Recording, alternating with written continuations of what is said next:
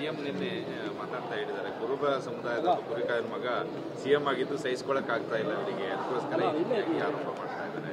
ಹಿಂದುಳಿದ ವ್ಯಕ್ತಿಯ ಸಿಎಂ ಆಗಿದ್ದು ಸತೀಶ್ ಜಾರಕಿಹೊಳಿ ಅವರು ಮನೆ ಸಚಿವರು ಮಲ್ಲಿಕಾರ್ಜುನ್ ಖರ್ಗೆ ಅವ್ರನ್ನ ಭೇಟಿ ಮಾಡಿ ಬಂದಿದ್ದಾರೆ ದೆಹಲಿಗೆ ಹೋಗಿ.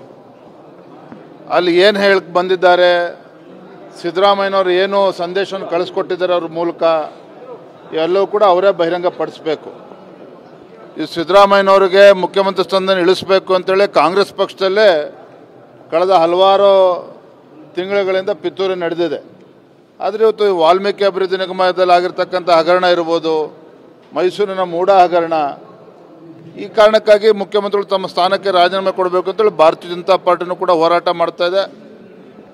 ಇದ್ರ ಬಗ್ಗೆ ನಮಗೇನು ಪ್ರಶ್ನೆನೇ ಇಲ್ಲ. ಯಾಕೆಂತ ಹೇಳಿದ್ರೆ ಯಾವ ತುಳಿತಕ್ಕೆ ಒಳಗಾಗಿರ್ತಕ್ಕಂಥ ಸಮುದಾಯಗಳಿಗೆ ಸಿದ್ದರಾಮಯ್ಯನವರ ನೇತೃತ್ವದ ಕಾಂಗ್ರೆಸ್ ಸರ್ಕಾರ ಇವತ್ತು ಅನ್ಯಾಯ ಮಾಡಿದೆ ಅಂತ ಹೇಳಿದಾಗ, ಅಂಥ ಮುಖ್ಯಮಂತ್ರಿಗಳು ಇವತ್ತು ಭ್ರಷ್ಟಾಚಾರದಲ್ಲಿ ಮುಳುಗಿರ್ತಕ್ಕಂಥ ಸಂದರ್ಭದಲ್ಲಿ ನಾವು ಪಾದಯಾತ್ರೆಯನ್ನು ಕೂಡ ಮಾಡಿದ್ದೇವೆ, ಹೋರಾಟವನ್ನು ಮಾಡಿದ್ದೇವೆ.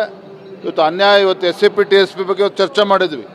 ಇವತ್ತು ಆ ದಲಿತ ಸಮುದಾಯಗಳಿಗೆ ಅನ್ಯಾಯ ಮಾಡ್ತಾ ಇರ್ತಕ್ಕಂಥದ್ದು. ಹಾಗಾಗಿ ಇವೆಲ್ಲದರ ಪರಿಣಾಮವಾಗಿ, ಭ್ರಷ್ಟಾಚಾರದ ಪರಿಣಾಮವಾಗಿ ಇವತ್ತು ಮುಖ್ಯಮಂತ್ರಿಗಳು ಸಿದ್ದರಾಮಯ್ಯ ರಾಜೀನಾಮೆ ಕೊಡ್ತಕ್ಕಂಥ ಸಂದರ್ಭ ಬಂದಿದೆ ಇವತ್ತು. ಧನ್ಯವಾದ.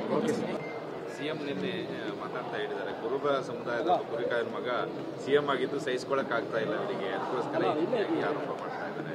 ಹಿಂದುಳಿದ ವ್ಯಕ್ತಿಯ ಸಿಎಂ ಆಗಿದ್ದು ಸತೀಶ್ ಜಾರಕಿಹೊಳಿ ಅವರು ಮನೆ ಸಚಿವರು ಮಲ್ಲಿಕಾರ್ಜುನ್ ಖರ್ಗೆ ಅವ್ರನ್ನ ಭೇಟಿ ಮಾಡಿ ಬಂದಿದ್ದಾರೆ ದೆಹಲಿಗೆ ಹೋಗಿ.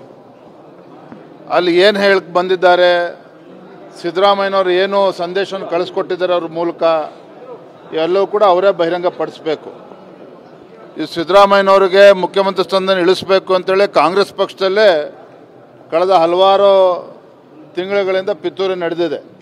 ಆದರೆ ಇವತ್ತು ವಾಲ್ಮೀಕಿ ಅಭಿವೃದ್ಧಿ ನಿಗಮದಲ್ಲಿ ಆಗಿರ್ತಕ್ಕಂಥ ಹಗರಣ ಇರ್ಬೋದು, ಮೈಸೂರಿನ ಮೂಡ ಹಗರಣ, ಈ ಕಾರಣಕ್ಕಾಗಿ ಮುಖ್ಯಮಂತ್ರಿಗಳು ತಮ್ಮ ಸ್ಥಾನಕ್ಕೆ ರಾಜೀನಾಮೆ ಕೊಡಬೇಕು ಅಂತೇಳಿ ಭಾರತೀಯ ಜನತಾ ಪಾರ್ಟಿನೂ ಕೂಡ ಹೋರಾಟ ಮಾಡ್ತಾ ಇದೆ. ಇದ್ರ ಬಗ್ಗೆ ನಮಗೇನು ಪ್ರಶ್ನೆನೇ ಇಲ್ಲ. ಯಾಕೆಂತ ಹೇಳಿದ್ರೆ ಯಾವ ತುಳಿತಕ್ಕೆ ಒಳಗಾಗಿರ್ತಕ್ಕಂಥ ಸಮುದಾಯಗಳಿಗೆ ಸಿದ್ದರಾಮಯ್ಯನವರ ನೇತೃತ್ವದ ಕಾಂಗ್ರೆಸ್ ಸರ್ಕಾರ ಇವತ್ತು ಅನ್ಯಾಯ ಮಾಡಿದೆ ಅಂತ ಹೇಳಿದಾಗ, ಅಂಥ ಮುಖ್ಯಮಂತ್ರಿಗಳು ಇವತ್ತು ಭ್ರಷ್ಟಾಚಾರದಲ್ಲಿ ಮುಳುಗಿರ್ತಕ್ಕಂಥ ಸಂದರ್ಭದಲ್ಲಿ ನಾವು ಪಾದಯಾತ್ರೆಯನ್ನು ಕೂಡ ಮಾಡಿದ್ದೇವೆ, ಹೋರಾಟವನ್ನು ಮಾಡಿದ್ದೇವೆ. ಇವತ್ತು ಅನ್ಯಾಯ, ಇವತ್ತು SCP TSP ಬಗ್ಗೆ ಇವತ್ತು ಚರ್ಚೆ ಮಾಡಿದ್ವಿ.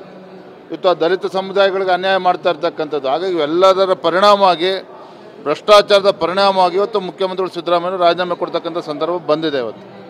ಧನ್ಯವಾದ.